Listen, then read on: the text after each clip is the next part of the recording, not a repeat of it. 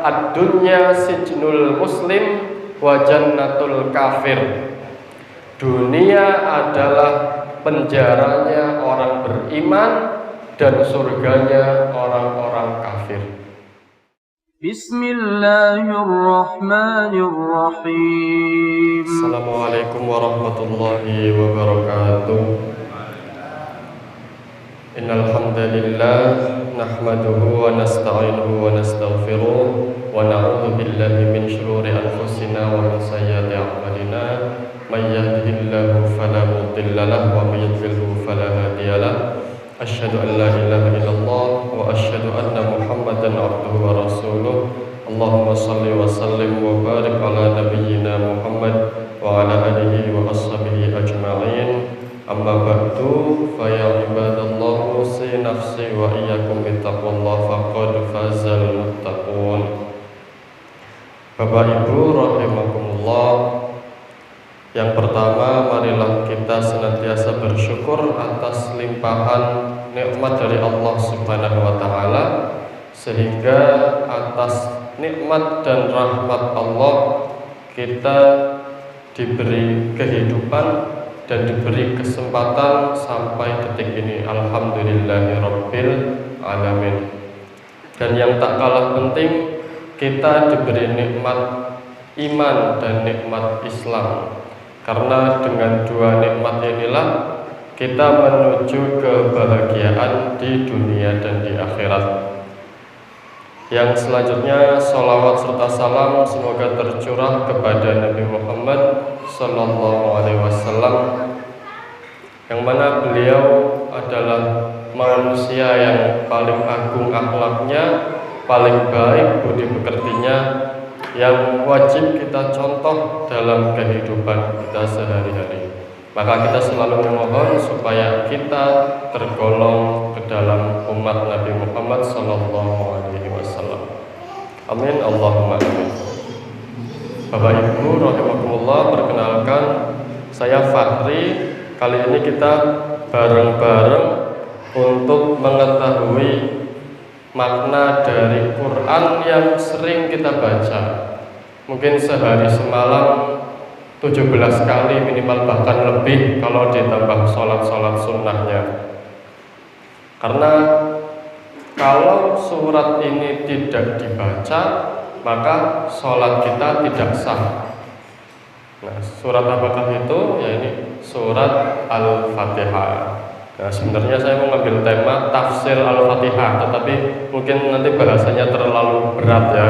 Jadi tadabbur atau menyelami makna Quran surat Al-Fatihah, agar bersama-sama kita sebelum masuk ke dalam pembahasan untuk membaca surat Al-Fatihah setelah saya. A'udzu billahi minasy syaithanir rajim. A'udzu billahi minasy syaithanir rajim. Bismillahirrahmanirrahim. Bismillahirrahmanirrahim. Alhamdulillahi rabbil alamin.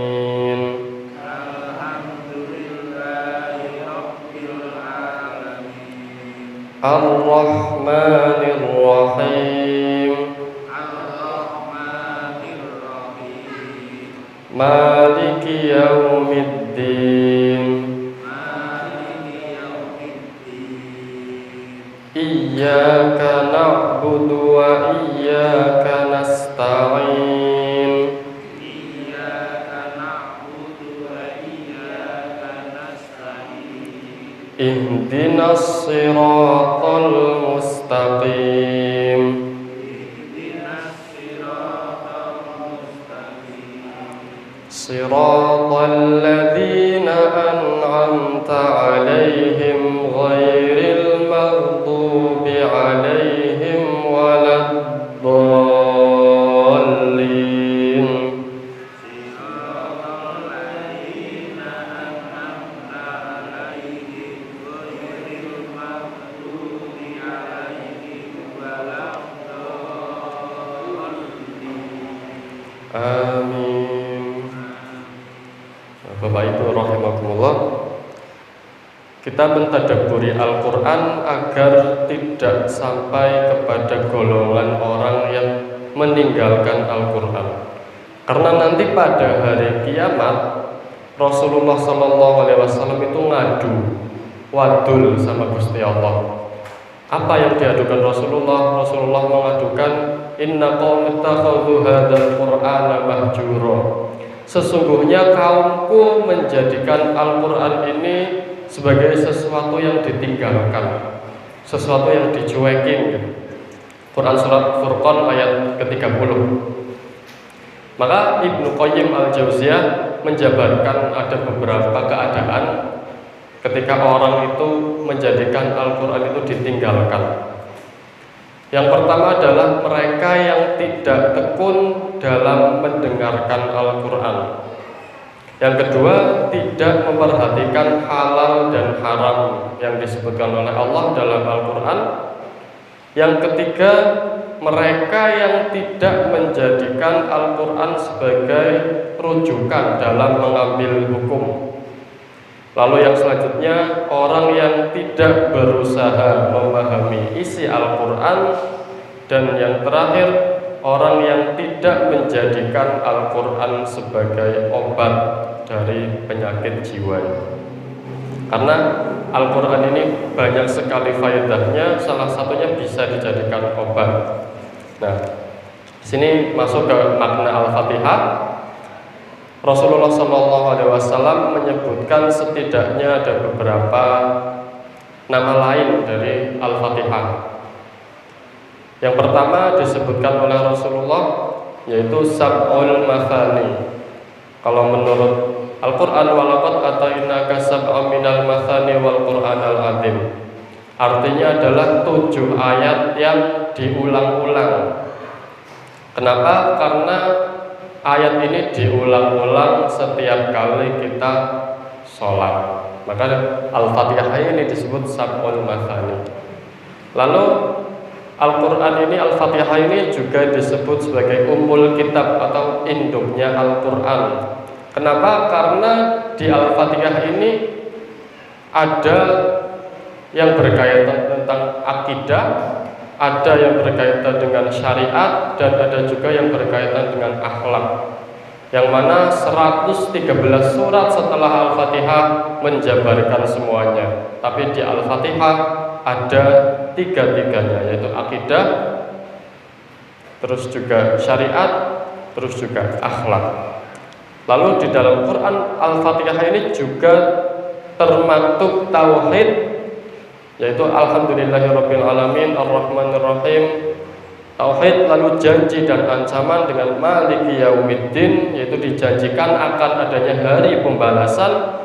Selanjutnya adalah kisah-kisah orang terdahulu yang diisyaratkan dalam kalimat ghairil maghdubi alaihim waladdallin. Lalu juga ada isyarat jalan kebahagiaan dunia dan akhirat dengan ayat ihdinas siratal mustaqim. Maka Al-Fatihah ini lengkap mencakup tema-tema itu semua, maka disebut Ummul Kitab atau induknya Al-Quran. Yang selanjutnya, keutamaan surat Al-Fatihah. Yang pertama adalah menjadi satu-satunya surat yang tidak sah apabila sholat tidak dibaca. La sholata liman la yaqra bi fatihatil kitab. Tidak ada sholat atau sholat seseorang tidak diterima, tidak sah apabila tidak membaca surat Al-Fatihah. Karena hal itu juga Al-Fatihah ini menjadi surat yang satu-satunya wajib dihafal. Karena kalau kita tidak hafal Al-Fatihah, maka sholat kita tidak sah. Alhamdulillah. Nah, setelah itu Al-Fatihah ini juga adalah salah satu bentuk percakapan kita dengan Allah Subhanahu wa taala. Jadi setiap kali kita membaca Al-Fatihah, kita wajib menghadirkan hati. Kenapa? Karena Allah Subhanahu wa taala membalas apa yang kita baca dalam Quran surat Al-Fatihah sendiri. Maka ketika kita membaca Alhamdulillahirabbil alamin, Allah Subhanahu wa taala menjawab hamadani abdi, hambaku memujiku. Ar-Rahmanir Rahim, afna alayya abdi, hambaku menyanjungku. Maliki yaumiddin, majjadani abdi, hambaku mengagungkanku. Iyyaka na'budu wa iyyaka nasta'in. Allah menjawab hadza baini wa baina abdi wa li abdi ma sa'ala. Ini adalah antara aku dan antara hambaku, dan untuk hambaku apa yang dia minta. Ihdinas siratal mustaqim, siratal ladzina an'amta 'alaihim ghairil maghdubi 'alaihim waladdallin. Allah Subhanahu wa taala membalas dengan hadza li 'abdi wa li 'abdi ma sa'ala. Ini untuk hambaku dan untuk hambaku apa yang dia minta. Maka setiap kali kita membaca Al-Fatihah, kita hadirkan hati kita seolah-olah Allah Subhanahu wa taala itu sedang ngobrol dengan kita. Karena Allah membalas setiap apa yang kita baca. Nih, jadi setiap kali baca Al-Fatihah adalah percakapan dengan Allah Subhanahu wa taala.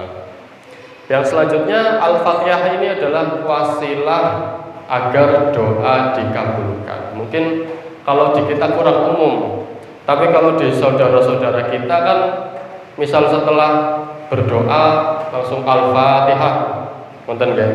Nah, ternyata setelah ditelusuri ada hadisnya di riwayat Imam Muslim, yang mana ketika itu Nabi Muhammad SAW sedang duduk bersama Jibril, dan Jibril mengabari bahwa bergembiralah karena dua cahaya yang diturunkan kepadamu.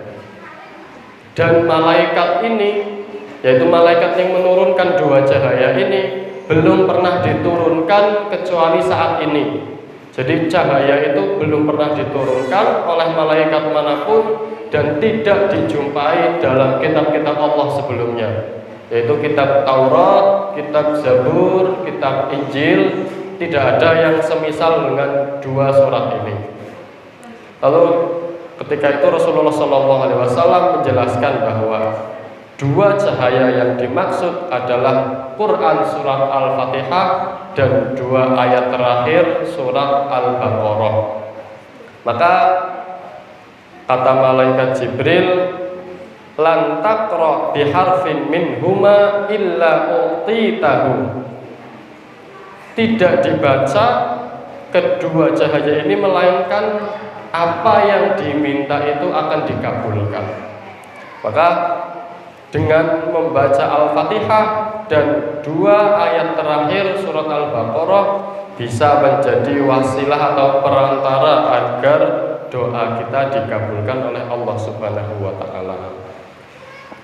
Yang selanjutnya, Quran surat Al-Fatihah merupakan ayat ruqyah. Jadi suatu ketika ada sekelompok sahabat Nabi yang sedang safar, sedang jalan-jalan. Tiba-tiba di tengah perjalanan dicegat oleh suku Arab. Ternyata kepala sukunya itu habis digigit kalajengking, dan orang ini kepala sukunya itu juga terkena demam. Maka salah seorang sahabat Nabi Muhammad SAW membacakan surat Al-Fatihah, dan qadarullah alhamdulillah kepala suku itu sembuh dari demamnya dan dari gigitan kalajengking itu. Nah, setelah itu kepala suku ini ingin menghadiahi sahabat Nabi ini seekor kambing, tetapi ketika itu sahabat Nabi itu menolak, sehingga diadukan kepada Rasulullah, ya Rasulullah, saya habis ngobati orang pakai Al-Fatihah lalu ditawari kambing. Nah, maka Rasulullah SAW membolehkan untuk mengambil upah dari ruqyah melalui Al-Fatihah itu. Maka dalam kisah ini bisa kita ambil kesimpulan bahwa Al-Quran bisa menjadi ayat-ayat ruqyah dan ayat-ayat penyembuh khususnya Quran surat Al-Fatihah, karena banyak ayat-ayat Al-Quran yang menjelaskan wa nunazzilu minal Qur'ani ma huwa shifaa. Al-Quran itu adalah obat bagi seluruh penyakit, atau kalau di surat Yunus itu dikhususkan wa shifaa'ul lima fis sudur, penyakit-penyakit yang ada di dalam hati, misal penyakit ria, ujub, atau mungkin sedang gelisah, sedang sedih, maka bisa kita obati dengan membaca Al-Quran. Nah, kalau saya pribadi, Al-Fatihah ini adalah apa yang disebutkan Allah dalam Quran surat Al-Muzammil sebagai faqra'u ma tayassara minal Quran. Kenapa? Karena Al-Fatihah ini bacaannya tidak muluk-muluk, Bapak Ibu. Di sana tidak ada hukum bacaan seperti ikhfa dan lain sebagainya. Jadi semua bacaan Fatihah ini dimudahkan oleh Allah Subhanahu wa taala, karena Al-Quran ini tadi, Al-Fatihah ini wajib dibaca setiap sholat. Maka di situ kita tidak mendapati hukum bacaan yang terlalu sulit dalam Quran surat Al-Fatihah. Maka setidaknya kita mengetahui makna dari apa yang kita baca setiap hari. Yang pertama, Bismillahirrahmanirrahim, dengan menyebut nama Allah yang Maha Pengasih dan Maha Penyayang. Ini adalah wahyu pertama yang menyiratkan hal tersebut. Jadi wahyu pertama itu adalah Quran surat Al-Alaq, Iqra bismi rabbikal ladzi khalaq. Diperintahkan untuk membaca dengan nama Allah. Maka Bismillahirrahmanirrahim ini adalah merupakan adab dan bimbingan dari Allah Subhanahu wa taala agar manusia itu memulai semua aktivitasnya dengan bismillah. Mau membaca Al-Quran, baca bismillah. Mau makan, baca bismillah. Mau minum, baca bismillah. Mau keluar rumah, baca bismillah. Mau belajar, baca bismillah. Semua aktivitas baik disyaratkan dengan membaca bismillah. Kenapa? Yang pertama, karena agar kita mengingat Allah di setiap aktivitas kita, di setiap kegiatan kita. Kita mengingat bahwa inna sholati wa nusuki wa mahyaya wa mamati lillahi rabbil alamin, bahwa semua kegiatan kita itu ditujukan hanya untuk Allah Subhanahu wa taala. Maka kita memohon pertolongan dari Allah Subhanahu wa taala dengan membaca Bismillahirrahmanirrahim dan meniatkan aktivitas baik itu untuk Allah Subhanahu wa taala. La haula wala quwwata illa billah. Gitu. Jadi ada isyarat di situ supaya kita mengikhlaskan semua aktivitas kita yang baik ditujukan hanya untuk Allah, dan kita memohon pertolongan supaya kegiatan kita lancar dengan nama Allah Subhanahu wa taala. Maka pertolongan dan perlindungan hanya diberikan oleh Allah Subhanahu wa taala. Lalu di sini disebutkan juga Allah bismillah. Mungkin kita sering mendengar kata Allah, tetapi mungkin tidak sedikit juga di antara kita yang belum memahami secara dalam apa makna dari Allah itu sendiri. Maka disebutkan nama Allah ini adalah nama yang paling khusus, tidak boleh dipakai oleh yang lain selain Allah, kecuali ditambahi kata Abdul, jadi Abdullah, atau kata-kata yang menunjukkan penghambaan kepada Allah Subhanahu wa taala. Maka makna Allah di sini adalah zat yang wajib atau zat yang boleh disembah dan diibadahi. Maka ketika kita menyebut nama Allah, kita harus memurnikan ketaatan kita. Kita harus meyakini bahwa Dialah zat yang wajib disembah. Dialah zat yang satu-satunya boleh diibadahi. Itu asal kata makna Allah Subhanahu wa taala dari kata ilah atau sesembahan. Maka Allah ini sendiri maknanya adalah zat yang boleh, zat yang wajib disembah. Yang selanjutnya ada kata Rahman dan Rahim. Kata Rahman di sini beberapa mufassir mengartikan bahwa Ar-Rahman adalah pengasih kepada seluruh makhluknya. Jadi Allah Subhanahu wa taala memberikan nikmat kepada seluruh makhluknya, entah itu jin, manusia, binatang, hewan, tumbuh-tumbuhan, semuanya Allah beri nikmat. Bahkan orang kafir pun Allah Subhanahu wa taala kasih nikmat. Tidak pilih-pilih dalam memberi nikmatnya. Ini makna kata Ar-Rahman. Dan yang kedua, makna kata Ar-Rahim adalah penyayang, yakni khusus penyayang bagi orang-orang yang beriman saja. Maka di sini ada sebuah perkataan, tidak setiap orang yang dikasih disayang, tetapi setiap orang yang disayang pasti dikasih. Maka kita sebagai umat yang beriman kepada Allah Subhanahu wa taala harus bersyukur atas pemberian Allah Subhanahu wa taala pada kita. Tentunya nikmat yang paling besar, nikmat yang paling agung adalah nikmat iman dan nikmat Islam. Yang mana dengan nikmat ini kita tidak hanya diberi kebahagiaan di dunia saja, tetapi nantinya kita diberi kebahagiaan di akhirat. Maka kita jangan minder terhadap orang-orang kafir yang mungkin diberi harta yang banyak oleh Allah Subhanahu wa taala. Karena dengan iman dan takwa kita nantinya insya Allah kita akan diberi lebih banyak nanti di surganya Allah Subhanahu wa taala. Maka Allah Subhanahu wa taala memberi kita banyak sekali kenikmatan selain nikmat iman dan nikmat Islam yang bisa kita lihat, nikmat sehat, nikmat sempat, nikmat mata, nikmat nafas, yang mana orang-orang mungkin ada yang di rumah sakit diberi ujian, dikasih oksigen, yang mana 1 liternya itu bernilai ratusan ribu. Maka kita bersyukur nikmat nafas ini diberikan oleh Allah Subhanahu wa taala secara gratis, tidak membayar sepeser pun. Maka wa in ta'uddu nikmatallahi la tuhsuha.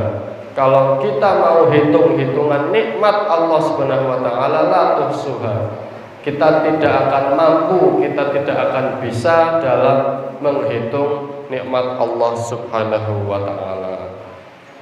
Maka ada sebuah kisah tentang penjelasan hadis Rasulullah SAW yang mana ad-dunya sijnul muslim wa jannatul kafir. Dunia adalah penjaranya orang beriman dan surganya orang-orang kafir. Pernah suatu ketika Ibnu Hajar Al-Asqalani, beliau ketika itu jadi pejabat, jadi hakim di daerah Mesir, sehingga Ibnu Hajar ini diberikan fasilitas negara. Walaupun beliau itu aslinya tidak mau pakai fasilitas negara, tetapi oleh khalifah pada saat itu diberi fasilitas berupa baju yang bagus dan kereta kuda yang juga gemerlapan. Nah, ketika itu di Mesir, Ibnu Hajar ini sedang naik kereta kuda, tiba-tiba dihadang oleh seorang Yahudi penjual minyak. Orang Yahudi ini menghadang kereta Ibnu Hajar sehingga Ibnu Hajar ini berhenti dan turun dari keretanya. Bisa dilihat ketika itu Ibnu Hajar pakai baju yang bagus, sedangkan orang Yahudi ini pakai baju yang lusuh, karena orang Yahudi ini merupakan penjual minyak yang sehari-harinya kerja di pasar. Tiba-tiba orang Yahudi ini membaca hadis tersebut, ad-dunya sijnul muslim wa jannatul kafir. Dunia ini adalah penjara bagi orang mukmin dan surga bagi orang-orang kafir. Kalau begitu, saya adalah mukmin dan engkau adalah kafir. karena saya terpenjara oleh kemiskinan saya dan kamu hidup bermewah-mewah. Orang Yahudi itu ngomong seperti itu kepada Imam Ibnu Hajar. Lalu Imam Ibnu Hajar tersenyum dan mengatakan bahwa dunia ini sijnul mukmin, yang mana kemewahan ini belum ada apa-apanya dibandingkan kemewahan yang Allah berikan kepada orang-orang mukmin nanti di surga. Sedangkan dunia ini bagaikan surga kepada orang-orang kafir, karena ketika di dunia orang-orang kafir itu masih Allah beri kesempatan untuk makan makanan enak, masih Allah berikan kesempatan untuk menikah, masih Allah berikan kesempatan untuk bahagia, senyum, berjualan di pasar, dan hidup selayaknya manusia. Sehingga nanti di akhirat orang-orang kafir akan mendapatkan siksa yang lebih daripada apa yang sudah dia dapatkan di dunia. Karena di neraka akan dibakar, akan diberi minum dari darah dan nanah yang panas, akan diberi makan dari pohon zakum yang mana itu melukai tenggorokan. Maka ketika itu orang Yahudi ini pun menyatakan diri masuk Islam. Itu dunia adalah penjara bagi orang-orang yang beriman, karena kita masih belum mendapatkan apa yang Allah janjikan 100%. Jadi dunia ini kalau Rasulullah SAW sebutkan innallaha mi'atu rahmah, sesungguhnya di sisi Allah innalillahi mi'ata rahmah, di sisi Allah ada 100 rahmat, anzala minha wahidatan fid dunya, dan Allah memberikan 1% rahmat itu di dunia. Jadi ibaratnya ada 100% nikmat Allah, Allah berikan 1%-nya rahmat itu di dunia. 99% nanti Allah SWT akan bayar lunas di akhirat. Maka dengan satu nikmat yang Allah turunkan di dunia, kita masih diberi kehidupan, kita diberi kasih sayang oleh keluarga terdekat kita, kita diberi kasih sayang oleh tetangga-tetangga kita, kita masih diberi kesempatan untuk sehat, kita masih diberi kesempatan untuk menikmati kehidupan. Hanya dengan 1% nikmat yang Allah turunkan. Maka kita bisa bayangkan 99% nikmat Allah yang belum Allah berikan di dunia, nikmatnya kayak apa. Maka itu adalah rahmat Allah SWT yang nantinya Allah janjikan kepada orang-orang yang beriman. Itulah makna dari Bismillahirrahmanirrahim. Kita harus meyakini bahwa Allah SWT akan memberikan pahala yang sempurna nanti di hari akhirat. Dan kita harus mengikhlaskan semua yang kita lakukan hanya untuk Allah SWT. Nah, kata Bismillah ini juga disebutkan oleh Nabi Sulaiman dalam suratnya untuk Ratu Saba. Jadi ketika itu Nabi Sulaiman itu ingin mendakwahi Ratu Saba, Ratu Balqis untuk masuk Islam. Maka awal-awal surat dari Nabi Sulaiman itu adalah Bismillahirrahmanirrahim. Dan mana seluruh Al-Quran 113 surat itu diawali dengan Bismillah, kecuali satu surat, yaitu Quran surat At-Taubah. Quran surat At-Taubah itu kita tidak disyariatkan untuk membaca Bismillah, tetapi hanya ta'awud langsung masuk ke ayat pertama. Tetapi jumlah Bismillahirrahmanirrahim tetap 114 karena tadi digenapi oleh Quran yang menceritakan tentang Nabi Sulaiman. Maka 114 kali kata Bismillahirrahmanirrahim ini disebutkan di dalam Al-Quran. Kita masuk ke ayat yang kedua, yaitu Alhamdulillahi Rabbil Alamin. Sebagian dari kita mungkin ada yang membacanya dengan kata alhamdu, tetapi alhamdu ini kurang tepat, karena kalau kita membacanya dengan huruf H, alhamdulillah, itu artinya kehancuran bagi Allah. Maka kita baca dengan kata alhamdulillahi rabbil alamin. Walaupun memang Allah Subhanahu wa taala tahu apa yang kita maksudkan, Allah Subhanahu wa taala tahu apa yang kita niatkan di dalam hati itu bukan untuk mencela Allah, tetapi alangkah baiknya kita latihan untuk membaca dengan tepat. Karena orang-orang yang membaca Al-Quran dengan fasih, kata Rasulullah SAW, ma'as safaratil kiramil bararah, derajatnya sama dengan malaikat yang tinggi. Sedangkan orang-orang yang membaca Al-Quran belum lancar, belum fasih, tetap kata Rasulullah, falahu ajron, mendapatkan 2 pahala. Maka kita walaupun misalnya belum bisa fasih banget, setidaknya berusaha untuk naik tingkat, berusaha untuk naik level, agar nanti kita bisa sederajat dengan malaikat yang mulia. Alhamdulillahi rabbil alamin.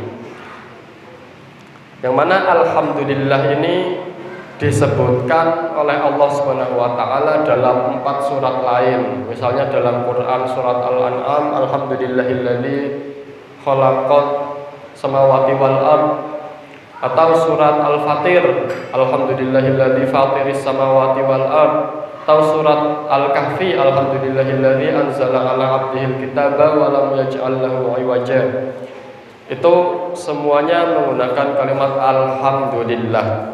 Maka di Quran surat Al-Fatihah ini adalah alhamdulillahi rabbil alamin, yang mana maknanya adalah pujian atas kesempurnaan sifat dan pujian atas nikmat yang telah Allah Subhanahu wa taala berikan kepada manusia.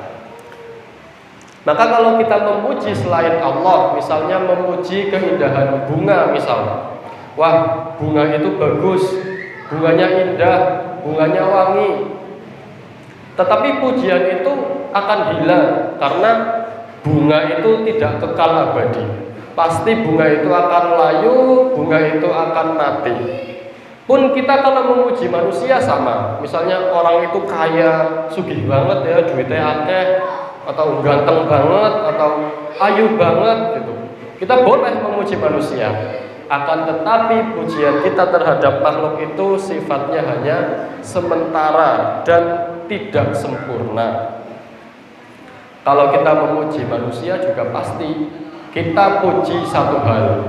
Misal, wah, dia sangat kaya, sugih banget, duitnya akeh, tapi ternyata pelit. Kan kita puji kekayaannya saja, bukan puji kedermawannya. Atau kita puji kedermawanannya, tetapi ada kekurangan-kekurangan lain yang dia punya miliki. Maka pujian terhadap makhluk ini berbeda dengan pujian kepada Allah, karena pujian kepada Allah ini adalah pujian yang sempurna. Semua sifat Allah Subhanahu wa taala sempurna, tidak ada yang kurang seperti makhluk. Karena makhluk pasti memiliki kekurangan. Yang kedua, alhamdulillah ini adalah pujian atas nikmat Allah Subhanahu wa taala yang diberikan kepada kita. Maka kita sangat sulit memuji Allah jika tidak diajarkan dengan kalimat alhamdulillah ini. Bapak Ibu bisa bayangkan kalau kita mau memuji presiden misalnya, kita bikin puisi pujian kepada presiden, atau kita bikin puisi pujian terhadap orang lain. Misal kita lagi kasmaran, kita ingat zaman-zaman muda kita dulu, kita bikin puisi untuk memuji keindahan, untuk memuji kemuliaan. Itu kan kita butuh waktu, butuh mikir kalimat yang pas untuk memuji orang itu gimana. Tetapi Allah Subhanahu wa taala ini zat yang sangat terpuji, zat yang sangat sempurna. Kalau kita tidak diajarkan kalimat alhamdulillahirabbil alamin, maka kita bingung bagaimana caranya memuji Allah dengan benar. Karena tadi orang kita memuji manusia, bikin puisi yang panjang itu aja butuh waktu berjam-jam untuk menuliskan. Maka kita ingin memuji Tuhan semesta alam ini, bagaimana caranya? Maka tidak perlu ribet-ribet. Allah Subhanahu wa taala memberikan contoh yang simpel, memberikan contoh yang mudah bagaimana memuji Allah Subhanahu wa taala. Tidak perlu pakai syair yang panjang, tidak perlu pakai puisi yang berliku-liku, tidak perlu pakai sesuatu yang menyulitkan kita. Cukup Allah Subhanahu wa taala ajarkan dengan kalimat alhamdulillah. Cukup untuk memuji Allah Subhanahu wa taala. Maka kalimat ini adalah kalimat yang salah satu pahalanya besar di sisi Allah Subhanahu wa taala. Kata Rabbul Alamin yang kedua maknanya adalah pencipta, pengatur, dan pengurus. Jadi kata Rabb ini asal katanya adalah pemilik. Kalau kita ibaratkan di bahasa Indonesia kan gitu, pemilik rumah, yang punya rumah, bisa kita katakan Rabbul Bait, yang punya rumah, Rabbul Bait. Maka Allah Subhanahu wa taala kan berfirman dalam Quran surat Quraisy, "Falyabudu rabb hadzal bait." Hendaknya mereka menyembah pemilik rumah ini, yang dimaksud pemilik Ka'bah. Pemilik Ka'bah siapa? Allah Subhanahu wa taala. Maka kata Rabb ini asal maknanya adalah pemilik. Tetapi Rabbul Alamin ini memiliki makna pencipta, pengatur, dan pengurus. Karena Allah Subhanahu wa taala adalah pencipta alam semesta. Maka ini masuk ke dalam salah satu tauhid, yaitu tauhid rububiyah. Yang mana dalam tauhid rububiyah ini kita diajarkan supaya mengesahkan Allah, bahwa Allah Subhanahu wa taala adalah satu-satunya pencipta alam raya. Tidak membutuhkan bantuan siapapun untuk menciptakan alam semesta. Maka selain itu Allah Subhanahu wa taala adalah zat yang berhak mengatur. Maka karena Allah yang menciptakan alam semesta, maka Allah juga yang berhak mengatur alam semesta ini. Kita juga diatur kehidupannya oleh Allah Subhanahu wa taala melalui suatu buku panduan yang dinamakan Al-Qur'anul Karim. Karena Allah yang menciptakan kita, maka Allah lah yang tahu apa yang terbaik bagi kita. Ibaratnya misal saya bikin kipas angin, maka saya tahu kelemahan kipas angin di sini, jangan dipakai pas ini, diaturnya begini, ada buku panduannya. Begitu pula pencipta manusia. Allah Subhanahu wa taala tahu kelemahan kita, Allah Subhanahu wa taala tahu segala hal yang berkaitan dengan kita, maka Allah Subhanahu wa taala ingin kita itu tetap mendapatkan yang terbaik, maka Allah Subhanahu wa taala turunkan satu panduan berupa Al-Qur'anul Karim. Maka Allah Subhanahu wa taala adalah pencipta, pengatur, dan pengurus alam semesta, dan Allah bertanggung jawab atas semuanya. Maka dengan kalimat Rabbul Alamin ini kita juga harus yakin kalau Allah yang menciptakan kita, maka Allah yang akan mengurus kita. Allah yang menciptakan kita, Allah tidak mungkin membiarkan kita terlantar. Allah yang menciptakan kita, Allah tidak mungkin membiarkan kita hidup sia-sia. Maka kita harus yakin juga bahwa nikmat Allah Subhanahu wa taala dan karunia Allah Subhanahu wa taala pasti diturunkan kepada hambanya, karena Allah lah yang menciptakan hambanya, sehingga Allah adalah zat yang bertanggung jawab terhadap rizki yang Allah turunkan. Bahkan dabbah atau hewan melata di bumi illa 'alallahi rizquha, Allah sudah jamin rezekinya. Apalagi kita yang Allah Subhanahu wa taala ciptakan fi ahsani taqwim, dalam rupa, dalam bentuk yang paling baik. Tentunya Allah Subhanahu wa taala lebih menetapkan rezekinya kepada kita daripada makhluk-makhluk yang lain.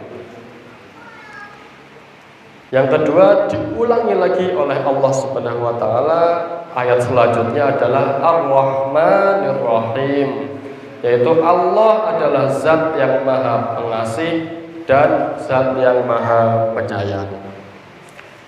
Dan kasih sayang Allah ini berbeda dengan kasih sayang makhluk. Kalau kasih sayang makhluk, mungkin kita minta imbalan atau ada timbal balik. Misal ada perusahaan memberi beasiswa, itu kan biar nanti kalau udah lulus kerja di perusahaannya. Atau misalnya kita ngurusi ayam, ngempani ayam tiap hari, ngurusi kambing tiap hari. Itu kan bukan karena kita sayang, karena kita pengen kambingnya, ayamnya cepat gemuk, nanti dijual laku mahal, atau biar nanti bisa disembelih, dagingnya banyak, kan seperti itu. Tapi kasih sayang Allah Subhanahu wa taala ini berbeda karena Allah tidak mengharapkan imbalan.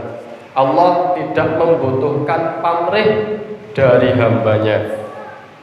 Maka Ar-Rahmanir Rahim ini meluaskan hati kita, menghibur kita bahwa kita punya Tuhan, kita punya Rabb, kita punya sesembahan yang welas asih kepada kita. Jadi dengan kalimat Ar-Rahmanir Rahim ini kita jangan berputus asa tadi dari rahmat Allah Subhanahu wa taala. Karena Allah Subhanahu wa taala Maha Rahman dan Maha Rahim. Yang selanjutnya ayat Fatihah adalah Maliki Yaumiddin. Nah, kata Maliki Yaumiddin ini Bapak Ibu ada dua cara membaca. Kita boleh baca mimnya panjang, Maliki Yaumiddin, atau kita boleh membaca dengan mim yang pendek, Maliki Yaumiddin. Itu dua-duanya sahih riwayatnya dan dibenarkan oleh imam-imam qiraat, yang mana arti dari kedua bacaan tadi itu tidak jauh berbeda. Kalau kita membaca Maliki Yaumiddin, itu artinya adalah pemilik dan penguasa hari pembalasan. Kalau kita baca mimnya pendek, Maliki Yaumiddin, itu adalah artinya raja di hari pembalasan. Seperti yang Allah sebutkan dalam Quran surat An-Nas, Malikin Nas, artinya raja manusia. Karena tidak setiap pemilik itu raja, dan tidak setiap raja itu adalah pemilik. Tetapi Allah Subhanahu wa taala kedua-duanya raja sekaligus pemilik. Misal ada seseorang punya tanah, tidak berarti yang punya tanah ini bisa perintah-perintah orang yang masuk ke dalam tanahnya. Maka ada juga raja atau presiden misalnya yang tidak punya kekuasaan, dia hanya sebagai lambang saja. Maka ini beda dengan Allah Subhanahu wa taala. Allah adalah pemilik, Allah adalah raja, dan Allah adalah penguasa. Maka terkadang orang-orang itu berpikir bahwa kekuasaannya sangat besar. Dia raja, dia presiden, dia misalnya punya pembantu, punya bawahan, tetapi dia bisa memerintahkan semua yang dia pengen, suruh ngepel, suruh nyapu, suruh masak, dan pembantunya itu nurut. Akan tetapi orang yang jadi atasan itu tidak bisa menguasai pikiran dan hatinya. Orang yang jadi atasan itu tidak bisa menguasai peredaran darah dan jantungnya. Ini berbeda dengan Allah Subhanahu wa taala, yang mana Allah Subhanahu wa taala menguasai seluruh kehidupan manusia. Nah, Bapak Ibu rahimakumullah, kalau di ayat ini disebutkan Maliki Yaumiddin, penguasa hari pembalasan, Kira-kira hari pembalasan itu di dunia apa di akhirat? Di akhirat. Nah, Allah ini penguasa di mana? Di dunia apa di akhirat? Di dunia akhirat. Tetapi Allah Subhanahu wa taala di sini hanya menyebutkan yaumiddin. Hanya menyebutkan Allah lah penguasa hari akhirat. Allah lah penguasa hari pembalasan. Kenapa? Karena di sini Allah Subhanahu wa taala ingin mengatakan supaya kita jangan sombong. Mungkin kita bisa berkuasa di dunia, mungkin kita bisa jadi presiden di dunia, mungkin kita bisa jadi raja di dunia.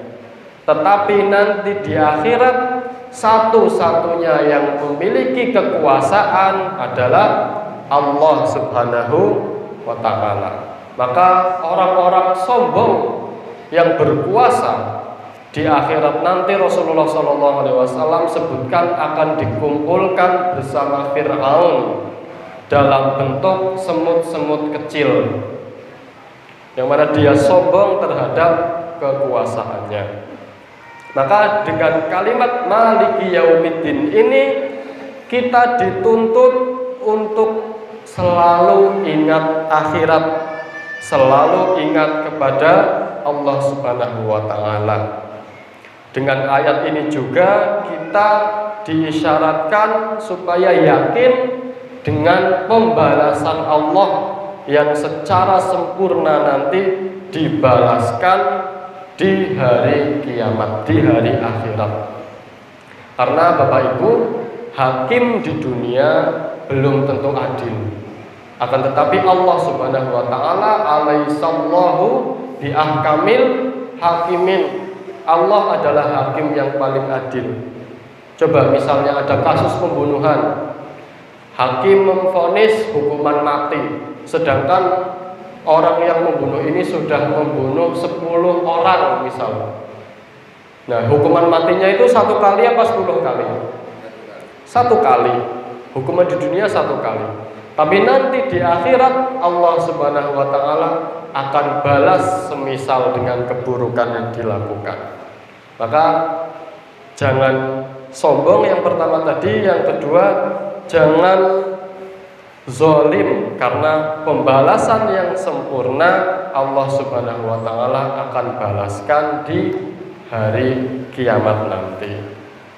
Lalu juga dengan Maliki Yaumiddin ini kita dituntut untuk yakin akan adanya hari pembalasan, yang mana amalan baik yang kita lakukan akan dibalas juga secara sempurna di hari akhirat nanti. Wa innama tuwaffawna ujurakum yaumal qiyamah.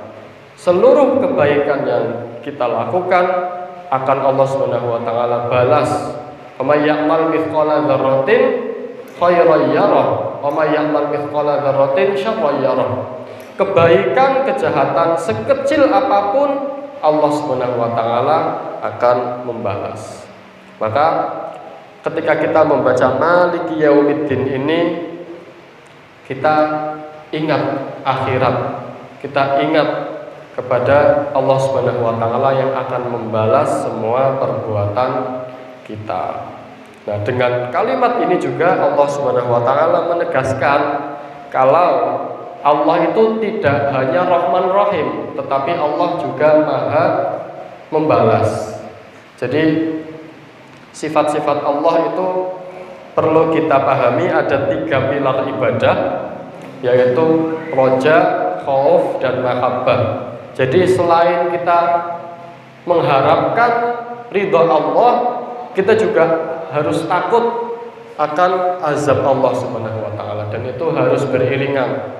Tidak boleh selamanya itu mengharapkan tanpa ada rasa takut. Jadi dengan rasa takut itu kita berhati-hati, dengan rasa harap itu kita jadi semangat untuk melakukan amal soleh. Kalau saya ibaratkan pilar ibadah ini seperti kita sedang ikut lomba, kepengin menang tapi juga wedi kalah. Pun kita ketika ibadah kepengin ibadah kita diterima, tetapi kita juga kepengin kita juga takut kalau ibadah kita tidak diterima. Pun kalau kita beramal soleh, kita harus yakin masuk surga, mengharapkan masuk surga. Tetapi kita juga harus takut kalau nanti kita masuk neraka. Sehingga tadi yang saya sampaikan, dengan rasa harap itu kita jadi semangat, dan dengan rasa takut itu kita jadi hati-hati mau melakukan sesuatu. Ini adalah bab yang pertama. Alhamdulillahirabbil alamin arrahmanir rahim maliki yaumiddin, yaitu tentang pujian atau pengakuan kita terhadap zat Allah Subhanahu wa taala. Ini kurang berapa menit lagi nggih Bapak Ibu? Coba kita lihat jamnya. Masih ada beberapa ayat lagi tentang iyyaka na'budu wa iyyaka nasta'in ihdinas siratal mustaqim siratal ladzina an'amta 'alaihim ghairil maghdubi 'alaihim waladdallin. Nah, dengan ihdinas siratal mustaqim ini Allah Subhanahu wa taala menjabarkan 113 surat. Jadi kita lihat bagaimana Adam, Hawa, Nuh, Lut, Ibrahim sampai Nabi Isa meniti siratal mustaqim. Karena ini waktunya sudah menunjukkan angka 18.50, sudah masuk waktu Isya ya Mas. Mungkin kita sambung di lain waktu tentang bab kedua tentang surat Al-Fatihah, yaitu bab antara Allah dan hambanya. Kalau 3 ayat tadi ini 1 jam, maka mungkin ayat-ayat berikutnya kurang lebih sama pembahasannya. Itu baru Quran surat Al-Fatihah Bapak Ibu. Belum lagi Quran surat yang lain yang ada sekitar 6.000 ayat. Mungkin selama kita hidup kita belum khatam kalau kita mengkaji satu persatu ayatnya. Inilah keluasan ilmu Islam. Ada ilmu fikih, belum lagi ada ilmu balaghah, ada ilmu nahwu, ada kisah-kisah orang-orang terdahulu. Bahkan kalau kita mau mengkaji tahsin atau sekedar membenarkan bacaan Al-Fatihah, mungkin waktu 1 jam itu juga tidak akan cukup, karena memang harus belajar makharijul huruf juga dan lain sebagainya. Maka inilah keluasan ilmu di dalam Islam. Tentunya dengan hal-hal yang dapat kami sampaikan tadi, semoga dapat memperkuat keimanan kita, meyakini bahwa Allah Subhanahu wa taala adalah satu-satunya pencipta, satu-satunya zat yang berhak diibadahi, dan kita juga berharap kepada Allah surganya, serta kita takut tentang hari pembalasan yang Allah Subhanahu wa taala akan adakan pengadilan yang adil nanti di hari akhirat nanti. Amin amin ya rabbal alamin. Ya Allah, berilah kami taufik sehingga bisa meniti siratal mustaqim. Amin ya rabbal alamin. Subhanakallahumma rabbana wa bihamdika asyhadu an la ilaha illa anta astaghfiruka wa atubu ilaik. Assalamualaikum warahmatullahi wabarakatuh.